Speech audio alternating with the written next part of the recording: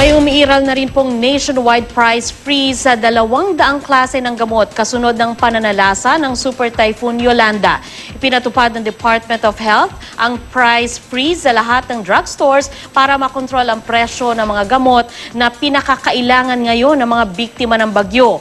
Kadalasang iniinda ng mga nasalanta ng bagyo ang mga sakit tulad ng diarrhea, pneumonia, leptospirosis at iba't ibang skin disease. Sakop din ng price freeze ang mga gamot para sa diabetes, hypertension at asthma na posibleng mapalala ng kalamidad. Paraan daw ito ng DOH para maiwasan ang panghuhord ng mga gamot na mga nagsasamantala sa sitwasyon. Patuloy namang minomonitor at tinutugunan ng DOH ang mga pasyenteng nasalanta ng bagyo. Kaugnay po ng balitang yan, makakausap natin si DOH Assistant Secretary Eric Tayag. Magandang tanghali po, Asek Tayag. Si Sandra po ito ng Balitang Hali. Magandang tanghali, Sandra.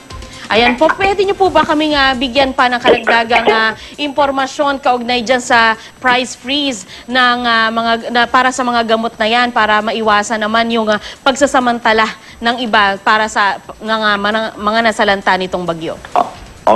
Maraming Sandra, wala pa kaming monitor ng mga umaabos ng mga butika at nagtaas ng presyo. Minabuti ng aming kalihim, Secretary Ona, na magpatupad ng price freeze. Sapagkat meron naman siyang kapangyarihan para gawin ito, may higit 200 gamot sila panitahan namin. Yung kung ano-ano mga gamot, karaniwan yung mga ginagamit sa panahon ngayon ng emergency. Yan po ay ilalagay namin sa aming website para maging gabay sa mga butika, sa publiko, para alam nila na itong price freeze ay enforced. At ang ibig sabihin lang yan naman na, Sandra, yung presyo po ay hindi na po dapat magdagan para hindi po pabigat sa bulsa.